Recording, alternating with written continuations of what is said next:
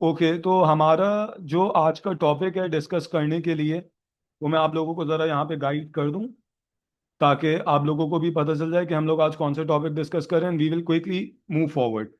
Chapter आसान से है, उस चैप्टर का नाम है वाटर रिसोर्सेज। ठीक है, chapter water resources in today's class. Water resources को हम लोग ज़रा स्टार्ट करेंगे। ठीक है, ऑल्दो इतना मैं रीकैप आप लोगों को दे देता हूँ प्रीवियसली भी, लेकिन still we have got some students new. कुछ लोगों की क्लासेस मिस हो गई थी बिकॉज आप लोग को पता है कि कराची में जो बारिशों का सीजन चल रहा है उसकी वजह से बहुत सारी हमारी क्लासेस जो हैं वो नहीं हुई हैं। तो इस चैप्टर को मैं थोड़ा सा स्टार्टिंग से लेके चलूंगा। ठीक है, अच्छा एक बात और याद रखना, इस चैप्टर को मैं स्टार्टिंग से लेकर चलूंगा और ये वाला चैप्टर अब मैं आप लोगों को ऑनलाइन में ही करवाऊंगा। जो हमारी फिजिकल क्लासेस होंगी उसमें हम दूसरे चैप्टर्स गो थ्रू करेंगे ताकि हमारा एक मोमेंटम बना रहे। वरना फिर रेपिटेशन होती रहेगी तो उसमें तुम लोग का टाइम भी वेस्ट होगा, मेरा भी वेस्ट होगा। ठीक है, ओके। चलो हम लोग जरा अपना चैप्टर शुरू करते हैं, वाटर रिसोर्सेस। और इसके लिए हम लोग जरा अपनी स्लाइड पर आते हैं।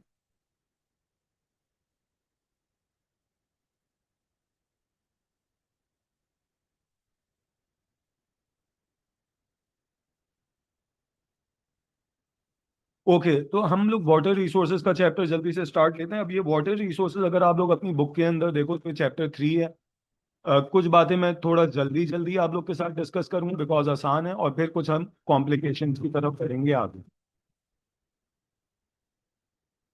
ना, वाटर रिसोर्सेज में सबसे पहले हमें ये पता होना चाहिए कि पाकिस्तान को किन वेज से वाटर मिलता है। सही है, how do we obtain water, हमें पानी कैसे मिलता है। तो सबसे पहले आपको नजर आ रहा है पाकिस्तान को वाटर मिलता है थ्रू ग्लेशियर्स। और ये जो ग्लेशियर्स हैं, ये ग्लेशियर्स समर्स में मेल्ट होते हैं, आपको पता है, और ये वाटर प्रोवाइड करते हैं। और ग्लेशियर इटसेल्फ क्या होता है, these are large pieces of ice. सही, ये आइस के लार्ज। तो आपको नजर आ रहा है रिवर्स, हमें रिवर्स के थ्रू भी पानी मिलता है। अच्छा, रिवर्स के थ्रू जो हमें पानी मिलता है वो आप सबको पता है कि रिवर्स के through we obtain fresh water. Rivers के थ्रू हमें फ्रेश वाटर मिलता है। ठीक है, अच्छा उसके बाद तो हमें लेक्स नजर आ रहे हैं, लेक्स के थ्रू भी आपको फ्रेश वाटर मिलता है। फिर हम लोग को पानी मिलता है थ्रू रेन, बारिश के थ्रू। और आपको पता है पाकिस्तान में सबसे ज्यादा जो इम्पोर्टेंट सोर्स ऑफ रेनफॉल है उसका नाम है मॉनसून। अभी मॉनसून का सीजन चल रहा है, आप लोग को पता है। तो पाकिस्तान को मॉनसून के थ्रू भी वाटर मिलता है। और ये सीजन होता है जुलाई से सितंबर। जुलाई, अगस्त एंड सितंबर में मॉनसून रेनफॉल का ये सीजन होता है। ठीक है, जिसको हम समर रेनफॉल भी कहते हैं। फिर हमें अंडरग्राउंड वाटर, जो जमीन के अंदर का पानी है जिसको हम ग्राउंड वाटर भी कहते हैं, हम उसके थ्रू भी, कराची वालों को तो आप लोग को पता है बहुत ज्यादा ग्राउंड वाटर के बारे में पता है। हमारे यहाँ टैप वाटर जो है लाइंस के थ्रू नहीं आता, बहुत सारे घरों में नहीं आता बिकॉज ऑफ वेरियस रीजंस, उसमें करप्शन भी है।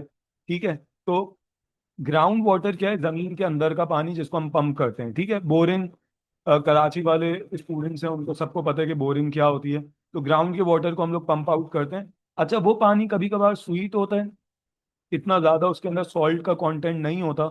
और कभी कभार ये पानी बहुत ज्यादा सॉल्टी होता है। ठीक है, बहुत ज्यादा खारा पानी होता है। ठीक है, आई होप ये भी बात आपको समझ में आ रही होगी। और फिर हमें पानी मिलता है थ्रू सी। सही है, सी वाटर। लेकिन सी वाटर का प्रॉब्लम क्या है कि ये सॉल्टी है और ये अनफिट है फॉर ह्यूमन कंजम्पशन। मैं और आप इसको पी नहीं सकते अनटिल एंड अनलेस हम लोग इसको डीसैलिनेट कर लें।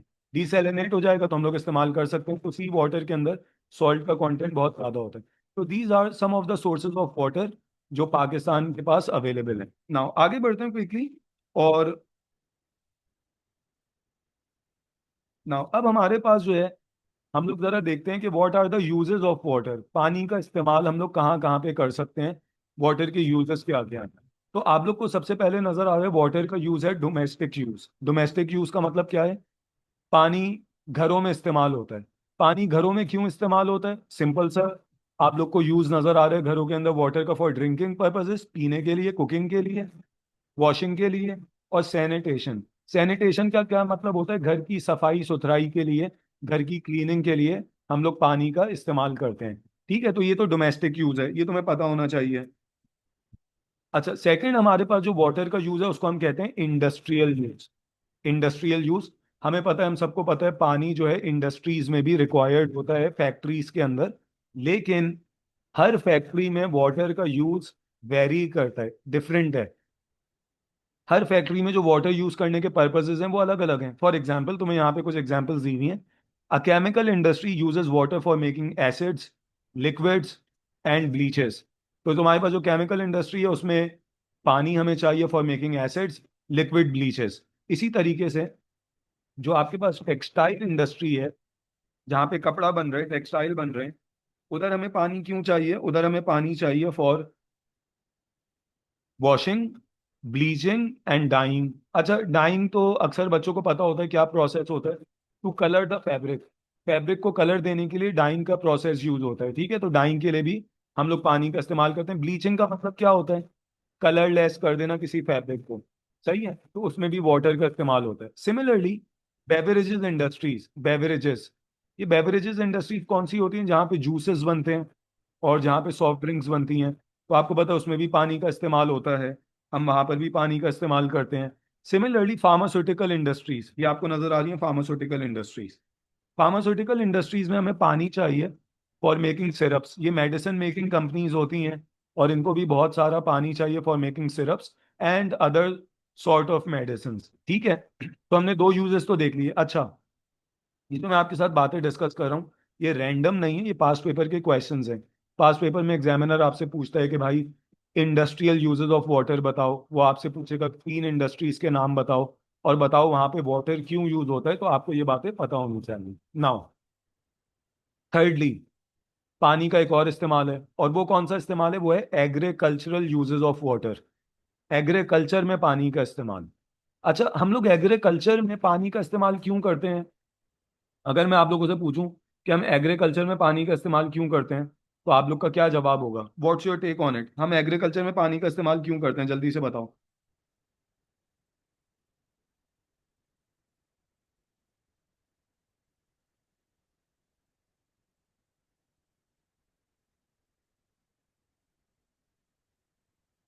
क्रॉप्स के लिए, फार्मिंग के लिए, ठीक है। अच्छा, यहाँ पे जरा गौर से देखना, हम लोग जरा डिस्कस कर रहे हैं agricultural uses of water. Agricultural uses of water.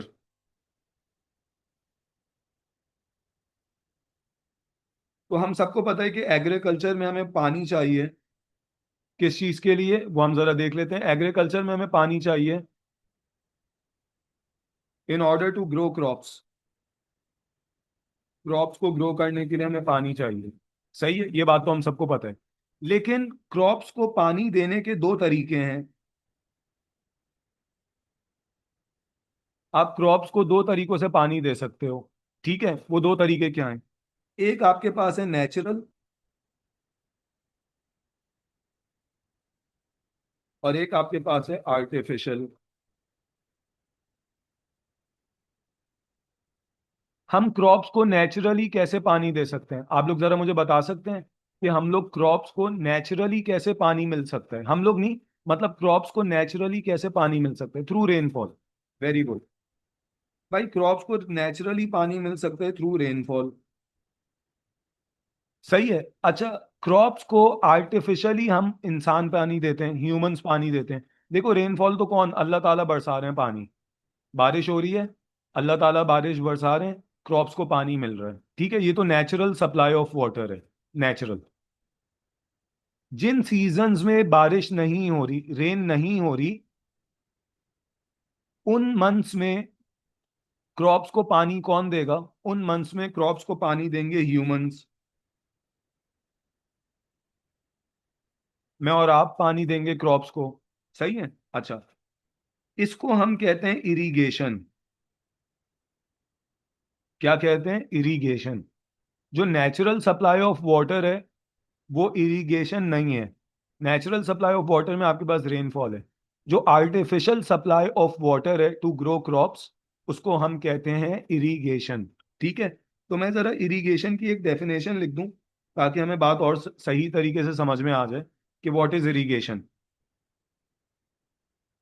It is the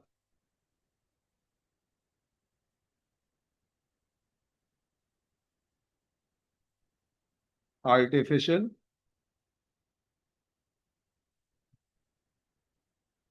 man made method of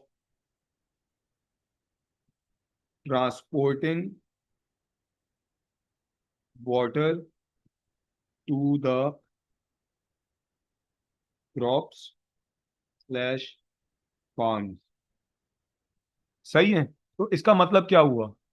बेटा स्क्रीनशॉट लेते रहना, मैं इसका रिकॉर्डेड लेक्चर भेज दूंगा, ठीक है? ओके। नाउ अब तुम्हारे पास क्रॉप्स ग्रो करने के दो तरीके हैं। क्रॉप्स को पानी देने के इनफैक्ट हमारे पास दो मेथड्स हैं। एक तो है नेचुरल सप्लाई ऑफ वाटर, जो अल्लाह ताला बारिश बरसा रहे हैं। और एक तरीका वो है जो इंसान पानी दे रहे क्रॉप्स को, जिसको हम कहते हैं artificial method of transporting water to the crops. सही है। उसको हम कहते हैं इरिगेशन। तो इरिगेशन की डेफिनेशन क्या है? इट इज द आर्टिफिशियल और man made method of transporting water to the crops. Crops को पानी आप दे रहे हैं किसी ऐसे मेथड के थ्रू जो इंसानों ने बनाया है। फॉर एग्जाम्पल, हम एग्जाम्पल भी ले लेते हैं। Canals, tube wells, Persian wheel.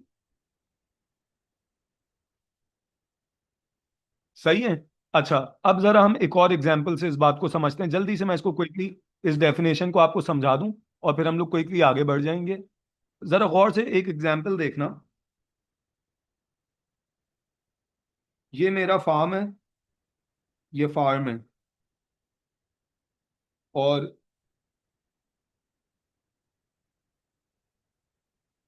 मेरे फार्म से दूर एक रिवर फ्लो हो रहा है। सही है, डिस्टेंस पे है। मेरे फार्म से दूर एक रिवर फ्लो हो रहा है। और अब क्या होगा? मुझे वाटर जो है वो अपने फार्म तक पहुंचाना है। तो हम कैसे पहुंचाएंगे वाटर अपने फार्म तक? एक कैनाल बना दिया जाएगा। कैनाल। कैनाल का फायदा क्या होगा कि कैनाल से जो रिवर वाटर है वो डाइवर्ट होके मेरे फार्म तक पहुंच जाएगा। ये जो कैनाल है, ये किसने बनाया है? जल्दी से बताओ मुझे। ये कैनाल किसने बनाया है? ये जो कैनाल की कंस्ट्रक्शन हुई है ये किसने करी है? ह्यूमंस ने। मैंने और आपने करी है, इजंट इट? तो कैनाल का जो मेथड है ये इरिगेशन है। ये इरिगेशन है, ठीक है। क्योंकि देखो, पानी तो नेचुरल है, वाटर नेचुरल है, लेकिन आप वाटर को ट्रांसपोर्ट कर रहे हो फार्म्स तक थ्रू अ मेथड जो इंसानों ने बनाया है। इसको हम कहते हैं irrigation. So irrigation is the man made method of transporting water to the crops. ठीक है। इधर तक बात समझ में आ रही है? सबको क्लियर हो रही है बात? तो एक है, दोबारा से मैं रिपीट करूं बस जल्दी से हम लोग आगे बढ़ें। एक, क्रॉप्स ग्रो करने के लिए या तो क्रॉप्स को नेचुरली पानी मिल रहा है रेनफॉल के थ्रू, या क्रॉप्स को पानी मिल रहा है उन मेथड्स के थ्रू जो ह्यूमंस ने बनाए हैं। वाटर नेचुरल है, लेकिन वाटर को फार्म तक ट्रांसपोर्ट करने का जो मेथड है वो मैन मेड है। इसको हम इरिगेशन कहते हैं। क्लियर हो गई बात सबको?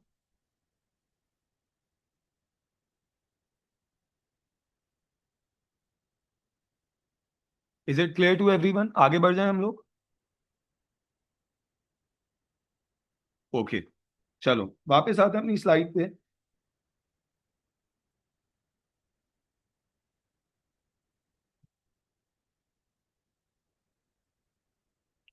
अब मैंने तुम लोग को इरिगेशन की डेफिनेशन तो समझा दी। अब हमारे पास एक और सवाल है। Why is irrigation important for Pakistan? Pakistan के लिए इरिगेशन इंपॉर्टेंट क्यों है? Why are we dependent on irrigation? इसका सबसे सिंपल सा आंसर जो मुझे और आपको समझ में आता है वो क्या है? सर, पाकिस्तान जो है पूरे साल के 12 महीने क्रॉप्स ग्रो करता है। हम through out the year crops grow करते हैं, ऐसा ही है ना? पाकिस्तान एक एग्रीकल्चरल कंट्री है। हमारी जो इकोनॉमी है वो एग्रीकल्चर पे डिपेंड कर रही है। ठीक है। तो पाकिस्तान में पूरे साल क्रॉप्स ग्रो होती हैं। लेकिन ज़रा मुझे ये बताना कि क्या पाकिस्तान में पूरे साल 24/7, 12 महीने क्या बारिश होती है? नहीं होती। नहीं होती ना बारिश। सही है। जी मुनीज़ा, मैं सेंड कर दूंगा, मैं सेंड कर दूंगा। नहीं होती बारिश, ऐसा ही है ना? तो इसका मतलब ये हुआ कि हमें देखो क्रॉप्स तो पूरे साल ग्रो करनी है, तो हमें क्रॉप्स को पूरे साल पानी देना है। बारिश होती है बहुत कम पाकिस्तान में, अगर तुम देखो। मैं चलो एक एग्जांपल ले लेते हैं, हम कराची की ही बात कर लेते हैं यार। कराची में पूरे साल कितने दिन बारिश होती है? 5 डेज, 6 डेज, इससे ज्यादा तो नहीं होती। कभी तो ये भी नहीं होती, है ना। इसी तरीके से आप इंटीरियर सिंध में देख लें, आप पंजाब में देख लें, जो हमारा एग्रीकल्चरल लैंड है, बारिश हो रही है। अभी हमारे यहाँ फ्लड्स आए हुए हैं, बहुत ज्यादा बारिश हो गई, लेकिन ये बारिश पूरे साल नहीं होती। इसका एक स्पेसिफिक सीजन है। Are you getting the point? सही है। तो अब जरा हम देखते हैं why is irrigation important for Pakistan. हम जरा इस पॉइंट को देखते हैं। पहला रीजन, पाकिस्तान की जो इकोनॉमी है वो एग्रीकल्चर पे डिपेंड कर रही है, ठीक है। और एग्रीकल्चर हमारे यहाँ 12 मंथ्स होता है, लेकिन रेनफॉल 12 मंथ्स नहीं होती, जब ही हमें इरिगेशन प्रैक्टिस करनी पड़ती है। दूसरा रीजन, पाकिस्तान में जो एनुअल रेनफॉल है, एवरेज रेनफॉल जो पाकिस्तान में है, सिंध और बलूचिस्तान में, वो बहुत कम है। Less than 250 millimetres on average.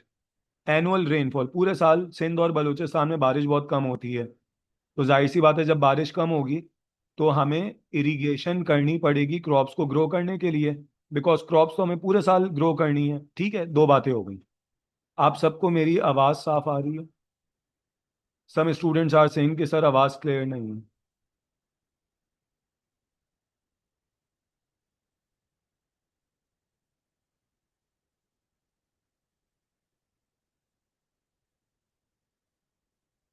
Okay, चलो आगे बढ़ते हैं, मूविंग फॉरवर्ड। दो रीजन हमने देख लिए। पहला रीजन, हमारी इकोनॉमी एग्रीकल्चर पे बेस कर रही है, इस वजह से हमें पूरे साल इरिगेशन करनी पड़ती है। दूसरा रीजन, सिंध और बलूचिस्तान में एनुअल रेनफॉल बहुत कम है, लेस देन 250 mm। तो हमें इरिगेशन प्रैक्टिस करनी पड़ती है, क्योंकि हम नेचुरल सप्लाई ऑफ वाटर पे, रेन पे डिपेंड नहीं कर सकते पूरे साल। सही है। तीसरी चीज, थर्ड रीजन, और थर्ड रीजन आपका कनेक्टेड है with the next point. Pakistan में ज्यादातर साउथ में हमारे पास सिंध है, बलूचिस्तान है, और इसी तरीके से हमारे पास पंजाब के जो सदर्न पार्ट्स हैं, पंजाब के जो सदर्न पार्ट्स हैं हमारे पास, सिंध, बलूचिस्तान और पंजाब के जो सदर्न पार्ट्स हैं, वहां पर हमारे पास जो टेम्परेचर है वो बहुत हाई है। और जब हाई टेम्परेचर होता है तो इवेपोरेशन का रेट बहुत ज़्यादा होता है। हम सबको पता है वाटर इवेपोरेट करता है क्विकली। और ट्रांसपायरेशन का रेट भी बहुत हाई होता है, ट्रांसपायरेशन। ये ट्रांसपायरेशन का मतलब क्या है, बता सकते हो? What is meant by transpiration?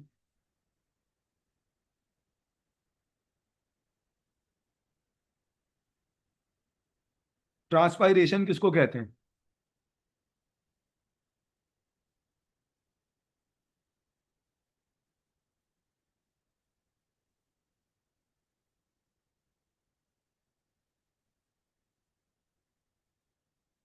Transpiration is the water evaporation from plants and crops, ठीक है।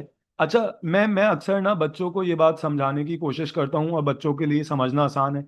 देखो, समर्स में, गर्मियों में, जैसे मुझे और तुम्हें, वी स्वेट मोर, हमें ज्यादा पसीना आता है, और इस वजह से हमें ज्यादा पानी पीने की जरूरत पड़ती है। हम हाइड्रेट करते हैं, हम ज्यादा से ज्यादा पानी पीते हैं, क्योंकि हमारी बॉडी से वाटर लॉस ज्यादा होता है। इसी तरीके से समर्स में प्लांट्स में से ट्रांसपायरेशन ज्यादा होती है, प्लांट्स में से वाटर लॉस, वाटर इवेपोरेशन ज्यादा होता है। तो जब प्लांट्स में से इवेपोरेशन ज्यादा होगी, तो क्या प्लांट्स को ज्यादा पानी की जरूरत होगी या कम पानी की जरूरत होगी समर्स में?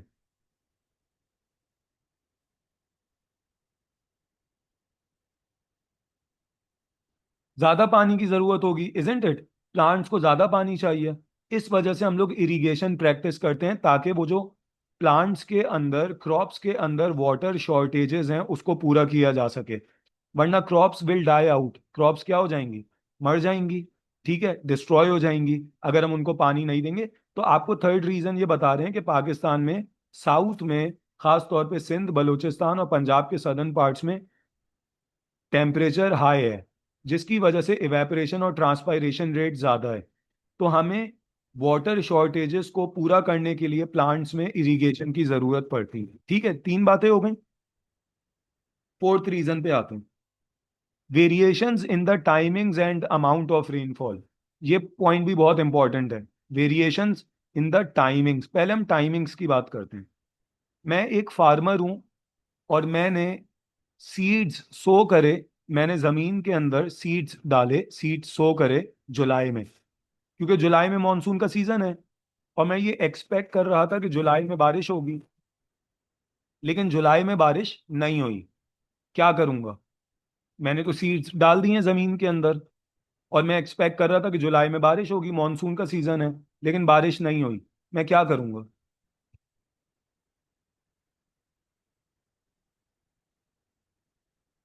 मेरे पास क्या ऑप्शन रह गया? मैं क्या करूंगा? इरिगेशन करूंगा। इरिगेशन करूंगा, इजंट इट? है ना, मैं इरिगेशन करूंगा। सही है। अच्छा, इसी तरीके से मेरी क्रॉप को, अब गौर से बात समझना, इसको हम कहते हैं variations in the timings of rainfall. इसी तरीके से एक और बात समझते हैं। मेरी क्रॉप को 1000 mm पानी की जरूरत थी, 1000 mm पानी की जरूरत थी। बारिश हुई लेकिन 600 mm हुई। मेरी क्रॉप की रिक्वायरमेंट से ज्यादा बारिश हुई या कम हुई? बारिश तो हुई 600 mm, मेरी क्रॉप्स की रिक्वायरमेंट से ज्यादा बारिश हुई या कम हुई? कम बारिश हुई, इजंट इट? है ना। अब मैं क्या करूंगा? वो जो गैप क्रिएट हो गया 400 mm का, ये कैसे पूरा होगा?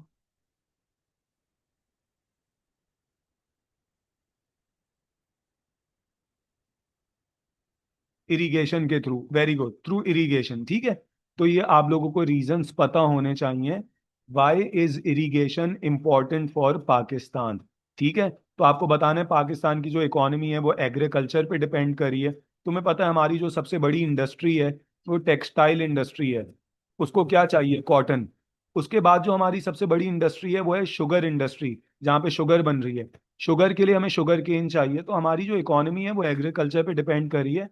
तो हमें ज़्यादा इरिगेशन की ज़रूरत है। पाकिस्तान में रेनफॉल कम होती है, पाकिस्तान में हॉट क्लाइमेटिक कंडीशंस हैं, इस वजह से हम इरिगेशन करते हैं।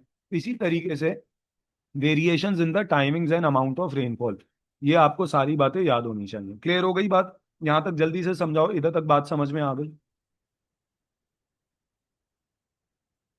प्लीज थोड़ा सा मुझे जल्दी जल्दी रिस्पॉन्ड करोगे ना, मेरे लिए आगे बढ़ना आसान होगा। ओके, चलो मूविंग फॉरवर्ड, आगे बढ़ते हैं।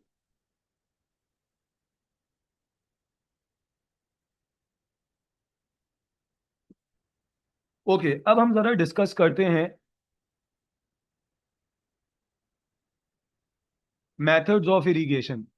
अच्छा बेटा, जिन बच्चों के साथ देखो क्लास में थोड़ा सा इंटरनेट कनेक्टिविटी का प्रॉब्लम आ रहा है, तो अब मैं चीज़ों को रिपीट तो नहीं कर सकूंगा बिकॉज ये क्लास चल रही है लाइव, सब बच्चे इसके पार्टिसिपेंट्स हैं।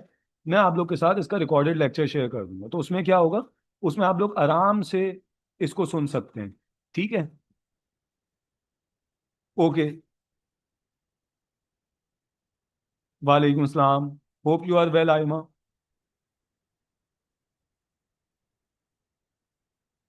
सही है। ओके, चलो आगे बढ़ते हैं।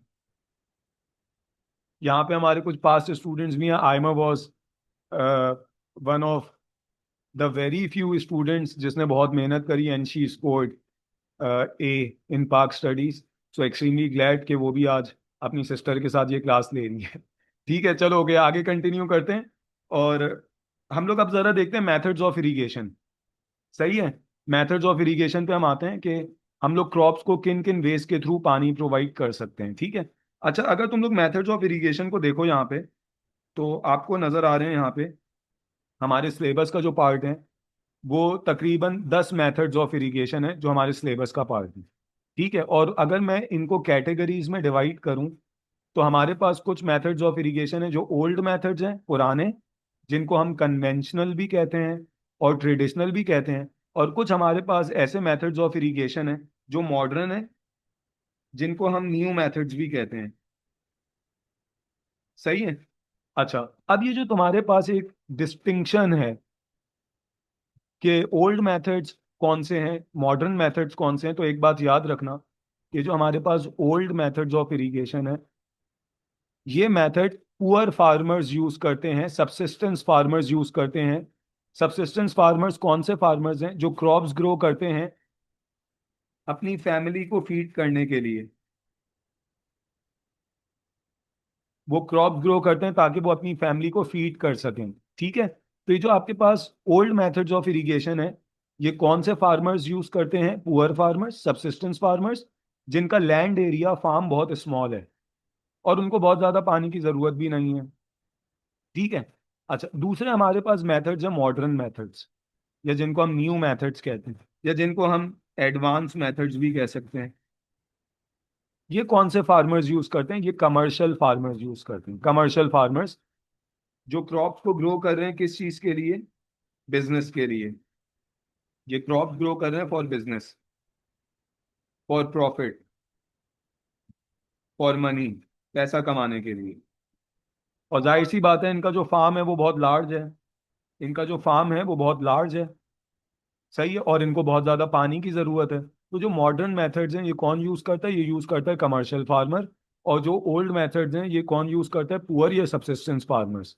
ठीक है, यहाँ तक आप लोगों को ये बात समझ में आ रही है कि मॉडर्न मेथड्स कौन यूज करता है, ओल्ड मेथड्स कौन यूज करता है?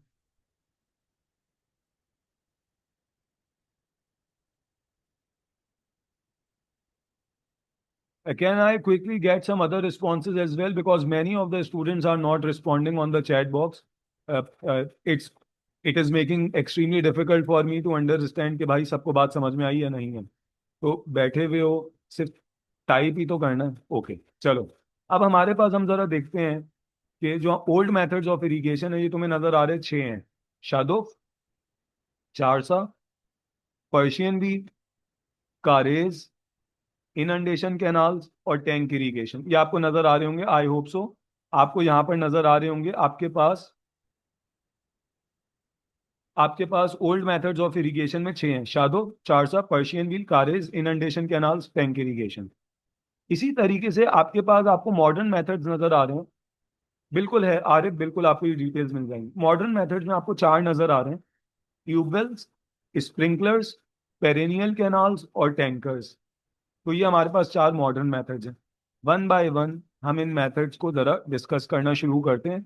ठीक है, और वंस आपकी क्लास का ये लेक्चर ओवर हो जाएगा तो आफ्टर 10 मिनट्स आप लोगों ने रीज्वाइन करना होगा। ठीक है, चलो आगे बढ़ते हैं।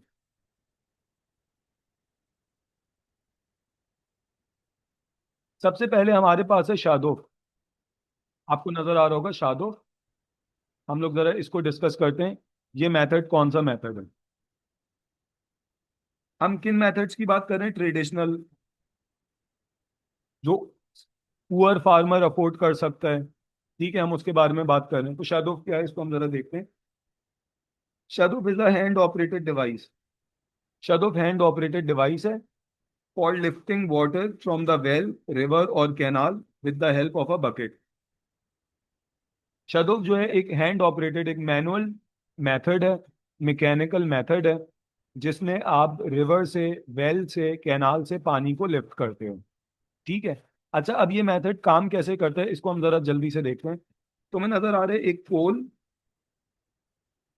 पोल के एक तरफ तुम्हें बकेट नजर आ रही है और एक तरफ तुम्हें वेट नजर आ रहा है। सही है। अब ये मेथड कैसे काम करेगा गौर से देखो। बकेट के साथ खड़ा हुआ होगा फार्मर। बकेट के साथ कौन होगा? फार्मर। फार्मर खड़ा हुआ, ये जमीन है, ठीक है, जमीन है। और इधर नीचे पानी है, ये वाटर है। फार्मर क्या करेगा? फार्मर बकेट को ड्रैग करेगा नीचे। ये जो फार्मर है ये तुम्हें हवा में नजर नहीं आ रहा है, ये जमीन पे खड़ा हुआ है। सही है। डायग्राम मेरी थोड़ी अजीब सी बनी हुई है तो तुम लोग बोलोगे सर ये तो जो है वो सुपरमैन है, ये हवा में खड़ा हुआ है। बेटा ये हवा में नहीं खड़ा हुआ है, जमीन पे ही खड़ा हुआ है। मैंने इसकी जो टांगे हैं वो थोड़ी छोटी बना दी, हम इसकी टांगे बड़ी कर देते हैं। ओके, तो ये जमीन पे खड़ा हुआ है। ठीक है, और इसके साथ साथ ना जमीन के साथ तुम्हें नीचे पानी नजर आ रहा है। अब ये फार्मर क्या करेगा? ये बकेट को ड्रैग करेगा और बकेट को पानी के अंदर लेके जाएगा। जब ये बकेट को पानी के अंदर लेकर जाएगा तो वेट ऊपर आ जाएगा। वेट ऊपर की तरफ आ जाएगा, बकेट नीचे होगी पानी के अंदर, वेट ऊपर चला जाएगा। जैसे ये आप लोगों ने अक्सर स्कूल्स में सी सॉ एक गेम होता है वो खेला होगा, और वो भी इसी तरीके से काम करता है, ठीक है। जब भी मैं सीसॉ खेलता था ना अपने दोस्तों के साथ, तो मैं हमेशा ऊपर होता था और मेरा दोस्त जो है वो नीचे होता था, ठीक है। अच्छा, अब इसके बाद क्या होगा ये हम जरा देखते हैं। उसके बाद क्या होगा, फार्मर जब बकेट को, पानी भर जाएगा बकेट में, जब ये बकेट नीचे आ गई, बकेट नीचे आ गई, ठीक है, बकेट में पानी भर गया, फार्मर इस बकेट को छोड़ देगा, बकेट ऊपर आ जाएगी, वेट नीचे आएगा। तो ये इस तरीके से मैकेनिज्म काम कर रहा है, ठीक है। So the point over here is, अगर तुम इस मेथड को देखो तो इसमें क्या हो रहा है, इसमें फार्मर बकेट को ड्रैग करके पानी के अंदर लेके जा रहा है, लेकिन फार्मर बकेट को पुल नहीं कर रहा, लिफ्ट नहीं कर रहा। तो बकेट लिफ्ट कैसे हो रही है, आप लोग मुझे जरा बताइए, बकेट लिफ्ट कैसे हो रही है।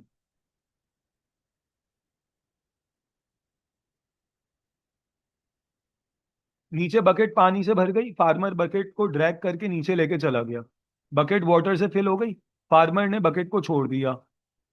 अब बकेट कैसे ऊपर आ रही है, through weight, due to the weight, weight की वजह से वेट नीचे आएगा, बकेट वाटर को लिफ्ट कर लेगी। अच्छा, इसका फायदा क्या है, फार्मर की जो फोर्स है वो वन टाइम लग रही है, फार्मर की फोर्स वन टाइम लग रही है, वो बकेट को नीचे ड्रैग कर रहा है, लेकिन बकेट लिफ्ट कैसे हो रही है, थ्रू वेट।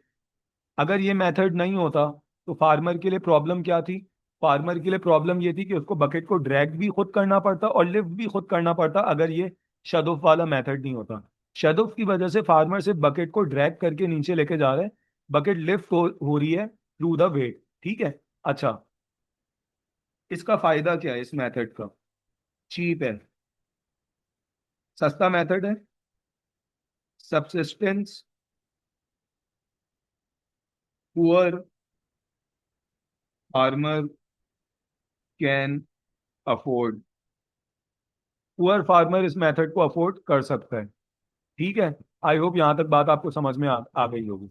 लेकिन इसका डिसएडवांटेज क्या है, डिसएडवांटेज देख लेते हैं। Irrigates a very small land area, ये बहुत स्मॉल लैंड एरिया को इरीगेट करता है। और दूसरी चीज क्या है, टाइम कंज्यूमिंग, इसमें बहुत ज्यादा टाइम लगता है, ठीक है। तो ये इसके डिसएडवांटेजेस हैं। क्लियर हो गई यहाँ तक बात सबको, आगे बढ़ते हैं। हमारे पास अब जो दूसरा ओल्ड मेथड या ट्रेडिशनल मेथड है वो है चारसा, सही है, वो चारसा है। और चारसा में अगर तुम देखो तो तुम्हें डायग्राम में ही नजर आ रहा है, if you look into the diagram, ये वेल है, वेल के अंदर पानी है, इधर भी क्या होगा, फार्मर खड़ा हुआ है, फार्मर बकेट को ड्रैग करेगा नीचे, फार्मर बकेट को पानी के अंदर लेकर जाएगा। फिर क्या होगा, जब बकेट पानी के अंदर चली जाएगी तो एनिमल आगे बढ़ेगा, और इस एनिमल पावर के थ्रू बकेट वाटर को लिफ्ट करके ऊपर आ जाएगी, सही है। फार्मर ने बकेट को ड्रैग कर दिया, वेल के अंदर लेके चला गया, पानी भर गया बकेट में। अब एनिमल आगे जाएगा और बकेट वाटर को लिफ्ट करेगी। तो इस मेथड में स्टोन की जगह, वेट की जगह कौन यूज हो रहा है वाटर को लिफ्ट करने के लिए, जल्दी से बताओ। इस मेथड में बकेट को लिफ्ट करने के लिए स्टोन की जगह कौन इस्तेमाल हो रहा है, एनिमल इस्तेमाल हो रहा है, एनिमल पावर यूज हो रही है, ठीक है। अच्छा, तो हम इसकी जरा डेफिनेशन देख लेते हैं। Conventional method of irrigation, animal use होता है, एनिमल पावर यूज होती है, as the animal moves forward bucket is pulled up facilitated by a pulley. ये आपको पुली नजर आ रही है एक, ठीक है। तो बकेट वाटर को लिफ्ट कर लेती है, इसमें एनिमल पावर यूज हो रही है। फायदा क्या है, चीप मेथड है, poor farmers can afford, subsistence farmers can afford,